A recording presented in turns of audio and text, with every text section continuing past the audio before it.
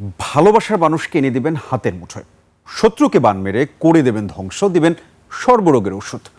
মহাশক্তিধর এসব পীর ফকির কবিরাজরা থাকেন অদৃশ্য, সব করেন অনলাইনে। অনলাইন কবিরাজদের ফাঁদে পড়ে অনেকেই প্রতারিত হচ্ছেন। অনলাইন কবিরাজদের অপকর্ম অনুসন্ধান করেছেন আলী আহমেদ।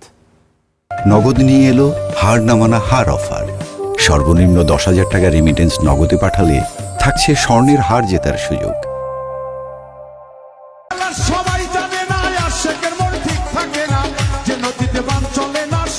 আগুন, হার, মোমবাতি, আগরবাতি দিয়ে চলছে নানা কর্মকাণ্ড।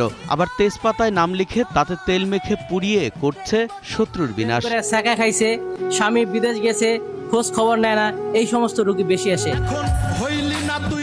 ভালোবাসার মানুষকে বশ করতে ও কাছে এনে দিতে মোবাইলের ছবি বের করে চলছে নানা মন্ত্র।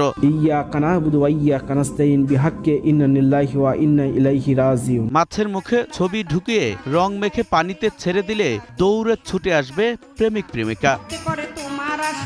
আবার জাদুকরের মারা বান নষ্ট করতে গিয়ে দেখা যায় অলৌকিক ব্যাপার। লাউয়ের ভেতর থেকে বের হচ্ছে তসবি, তাবিজ সহ জীবন্ত মাছ।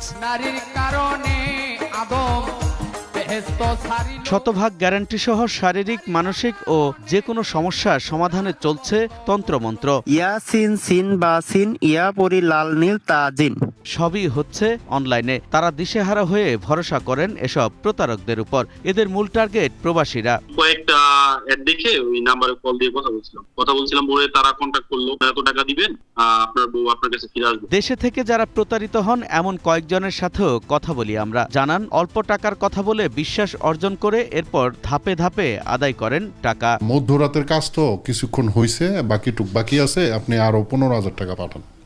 তাই আমি পাঠাইছি, 25,000 টাকার মতো দিছি। ফার্স্টে 5,000 টাকা নিয়েছে, তারপর এইভাবে করে তারা আশ্বাস দিল যে একদিন সময় দেন, 2 দিন সময় দেন, ফিরে আসবে। এমন করতে করতে 2-3 ধাপে তারা 20 থেকে 30,000 টাকা নিয়েছে। প্রতিনিয়তই মানুষ এমন প্রতারণার শিকার হচ্ছেন, কিন্তু কেউ প্রতিকার চাইতে এগিয়ে আসেন না মান সম্মানের ভয়ে। কাউকে আমি এখন পর্যন্ত বলি নাই লজ্জায়, কারণ এই একদিকে টাকা ধরা খাইছে, আরেকদিকে আমার বউ চলে গেছে, মানে সব বিষয় নিয়ে একটু চিন্তিত আমি। সামাজিক যোগাযোগ মাধ্যম ঘেটে সন্ধান মেলে এমন 17 জন পীর ফকির তান্ত্রিক কবিরাজের। তাদের মধ্যে 2 জনের একাধিক প্রোফাইল ও নাম্বার পাওয়া যায়। মোট 34টি নাম্বারে যোগাযোগ করি আমরা। আপনার নাম ছবি 2150 টাকা খরচ দিতে পারবে। 3,100 টাকা খালি মেডিসিনের খরচ করেন। 24 ঘন্টার ভিতরে বাবা মাকে বাধ্য করে এবং আপনার বাবা মাকে বাধ্য করে দিল। ইসলামী চিন্তাবিদরা মনে করেন এসব তন্ত্রমন্ত্র বিশ্বাস করে নিজেদের ক্ষতি করছে ভুক্তভোগীরা। এসবে বিশ্বাস ইসলাম সমর্থন করে না। কোরআন সুন্নাহর কথাকে ব্যবহার করে মানুষকে ধোঁকা দেওয়া, এটা তো একদম নিন্দনীয় কাজ এবং খুব জঘন্যতম কাজ।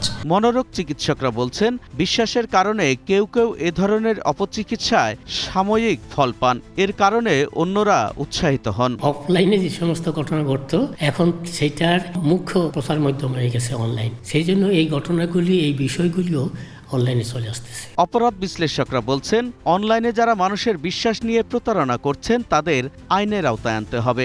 আইনের শাসন প্রতিষ্ঠা হলে কমবে অপরাধ। এদেরকে গ্রেপ্তার করে এদের বিরুদ্ধে দৃষ্টান্তমূলক শাস্তির ব্যবস্থা করা। আর পুলিশ বলছে, সুনির্দিষ্ট অভিযোগ পেলে নেবেন ব্যবস্থা। এটা খুবই সহজ, সচেতন হওয়া। আলী আহমেদ, 21 টেলিভিশন।